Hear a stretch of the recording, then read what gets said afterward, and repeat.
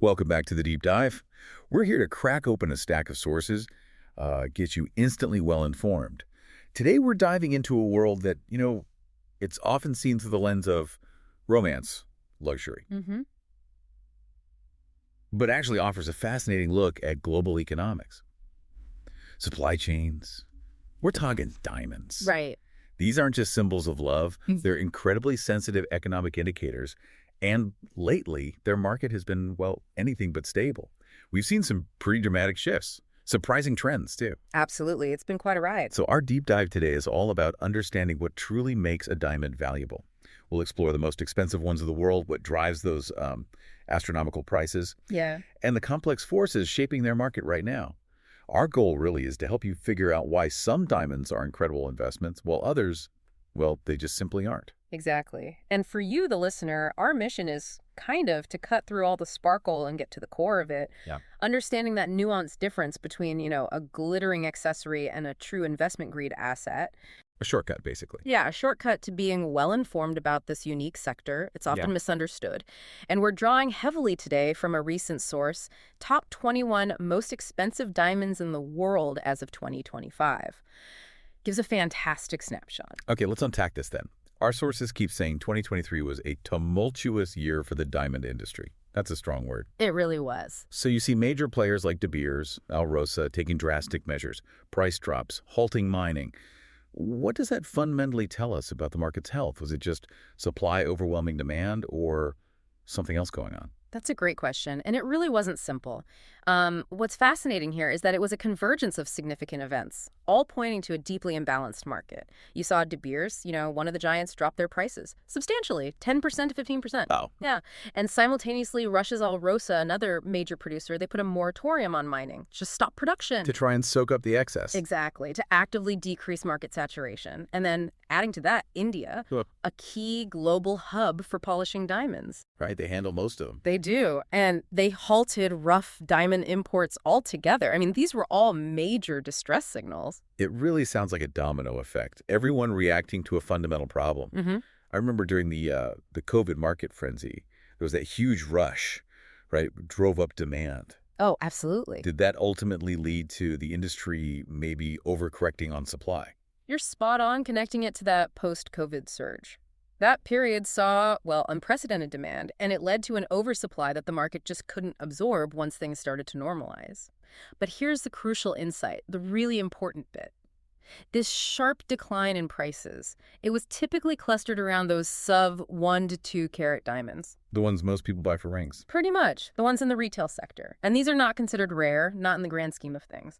Which raises a tough point for consumers, right? If you're buying an average engagement ring from a retailer, you can typically expect it to lose 25% to 50% of its value immediately. Upon resale, it's a stark reality check. Not all diamonds are created equal when you're talking investment. Wow. Okay, so it's basically like buying a brand new car and losing half its value the second you drive it off the lot. That really puts the retail diamond market into a whole new perspective. It really does. And speaking of things that don't hold their value, Mm-hmm. let's talk about the diamond in the lab. Lab-grown diamonds, LGDs, they've really exploded in popularity, haven't they? Oh, definitely. Especially with younger generations, seeing them as a credible alternative. Indeed, LGDs are a significant factor now. They retail at around, 65% to 80% of a similarly sized and quality natural diamond? Which sounds appealing. It certainly is, price-wise, for many people. However, and this is the critical distinction we really need to hammer home, LGDs do not hold their value. Why not? Because they aren't scarce. Simple as that. Supply can easily adjust to demand. And what's more, the production process itself, it's becoming progressively cheaper. Ah, okay. So technology is driving the cost down. Exactly. So it's really hard to imagine a scenario where LGDs would suddenly increase in price or genuinely compete with the costliest natural diamonds as, true investment pieces. They offer a beautiful, ethical, more affordable option for jewelry, which is fantastic for consumers, don't get me wrong. Sure. But they fundamentally lack that crucial scarcity needed for investment appreciation. Makes them a very, very different asset class. That distinction is absolutely paramount. Okay, so with all this talk of scarcity and investment, many of you listening might be wondering, if retail diamonds and lab-grown diamonds don't appreciate, what kinds of diamonds do? What makes a diamond an actual investment-grade asset? Yeah. Something that holds or even gains value. Right. The core factors are always, always rarity and demand. Always. Rarity and demand. Yep. For a diamond to hold or appreciate in price, it needs to be genuinely rare and highly desired by a specific market, collectors, investors. It's about finding that sweet spot, where extreme scarcity meets fervent interest. What makes them rare? What are the characteristics? Okay, there are basically three main characteristics that make diamonds hold or increase in price. First, fancy colored diamonds. Okay. We're talking about the really vibrant blues, yellows, greens, and especially pinks. Our source highlights that 6 out of the top 10 costliest diamonds on that list, they're pink. 6 out of 10. Yeah. These are incredibly scarce, strikingly beautiful, and they consistently fetch millions. Okay, so color is huge. What else? Second category, investment-grade white diamonds. These are the colorless stones, but, and this is key, they need to be 5 carats and above. Not the typical 1 or 2 carat size. Exactly. Those much more common than people often realize. So 5 carats plus an exceptional cut, clarity, and carat weight, the whole package. Right. Top quality across the board. Precisely. And third, diamonds with unique histories or characteristics. Ah, the story element. Exactly. This can mean stones with fascinating backstories like royal ownership, celebrity ownership. Provenance, exactly. Or simply record-breaking sizes that make them truly one of a kind. So it's not just about the sparkle then. It's about the story, the inherent uniqueness. This combination of factors creating an almost unrepeatable asset. That's a great way to put it. And our sources also bring up another vital factor for any investment, right? Market liquidity. Crucial. A piece can be unique, but if no one actually wants to buy it, its value is just theoretical, isn't it? Absolutely. Yet if it's too common, then you face intense competition when you try to sell. It sounds like a delicate balance, being desirable, but also accessible enough to actually trade. It's a very delicate balance, yes, between being desirable and finding a buyer when you need to. All right, so for those listening now who are thinking, okay, I get the why, but how about the how? What are some practical tips if you're venturing into this space looking for an investment-grade diamond in, say, 2025? Okay, yeah, let me give you 3 quick actionable tips. First, and this sounds basic, but buy low. Classic investment rule. It is, but it's especially critical in the diamond world. Diamonds go through so many intermediaries before they reach retail. Each step adds a markup. If you buy at retail, well, too many people have already taken their cut. So you need to aim higher up the supply chain. Wholesalers, maybe even directly from cutters if you have the connections. That maximizes your potential return. Makes sense. Cut out the middleman. What's number 2? Second, think about this. To mount or not to mount? Ah, setting the diamond. Exactly. While it's tempting to set an investment diamond in a piece of jewelry, so you can enjoy it. Sure. Wear it. Consider that your personal taste might clash with the potential buyers. That could reduce demand, delay a sale. Keeping the diamond loose is often the preferred option for investors. Because it preserves its universal appeal. Lets the next owner decide. Precisely. It allows the next owner to decide on the setting. Keeps options open. Okay. And the third tip? And third, absolutely critical, demand certification. Appraising a diamond, that requires specialized knowledge. Always, always ensure any diamond you buy has GIA certification, Gemological Institute of America. The gold standard. It is. It provides assurance of its quality, its authenticity. That's invaluable, both for your peace of mind and for resale later on. And beyond that, get it valued by a trusted independent jeweler. Get another objective assessment. Gives you extra confidence. Those are incredibly practical insights. Thanks. Now let's bring these concepts to life a bit. Let's shine a spotlight on a few of those spectacular examples from the top 21 list. These diamonds really illustrate the value drivers we've been talking about. What makes them such remarkable assets? Absolutely. Let's kick off with the pink star, famously fetched $71.2 million. $71 million. Yeah. And this isn't just a big diamond. It's the largest flawless, vivid pink diamond ever discovered. 59.6 carats. Its staggering price tag isn't just a number, it's a profound insight into what truly drives value. It's that unprecedented combination, immense size, flawless clarity, and the extreme rarity of that vivid pink hue. So it hits all the marks: size, quality, color, rarity. Exactly. This diamond teaches us that when extreme scarcity meets undeniable beauty, the market just sets entirely new benchmarks. The perfect storm, like you said earlier. And I remember reading there was another incredible pink diamond that also broke records. Yes, the Williamson Pink Star, sold for $57.7 million. Still huge numbers. Huge. This one was internally flawless, fancy vivid, 11.5 carats. Smaller, but But amazing quality. incredible quality. And it came from the same Tanzanian mine that actually gifted a diamond to Queen Elizabeth II. Wow, that adds to the story. It does. And this one set a record for value by carat. $5 million per carat. $5 million per carat. Per carat. It highlights that while sheer size matters, that per carat value can just skyrocket when a diamond has such intense color and flawless clarity. It proves even a, quote, smaller gem can be astronomically valuable if its quality is just exceptional. That's a fantastic point about per carat value. Yeah. Shifts the focus from just raw size to the intrinsic quality, the rarity density, if you will. What about blue diamonds? Are they up there too? Oh, yes. Very much so. Take the Oppenheimer Blue Diamond, sold for $57.5 million. Almost the same as the Williamson Pink Star. Very close. This was the largest fancy vivid blue ever auctioned at the time. And the name, it belonged to the Oppenheimer family, who used to own De Beers. So color, size, and history all playing a role. And didn't another big blue sell more recently?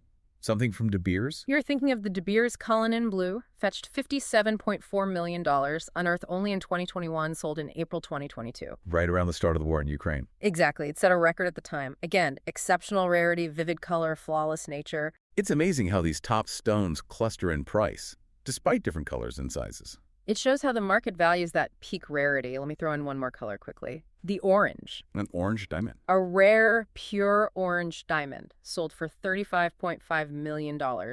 It set a record for the highest per carat price for any colored diamond at the time. Just shows how any truly rare, intense color can command huge prices. Fascinating. Okay, and what about the big white ones, the colorless ones? Can they compete? They absolutely can, but like we said, the criteria are even stricter. Remember, the largest diamond ever sold. The one without a fancy name. That's the one. A white 118.28 carat oval diamond have fetched $30.6 million. What's remarkable here is just its sheer size and flawless nature. It holds the title. Largest and most valuable colorless diamond auctioned in Asia. This piece illustrates that for white diamonds, it's that unparalleled combination, massive size, perfect clarity, exceptional cut that commands those staggering prices, miles beyond the common 1 or 2 carat stones. So scale becomes incredibly important for colorless diamonds. Hugely important. Can I mention one more with a great story? Please do. The Wittelsbach Graf diamond sold for $24.3 million.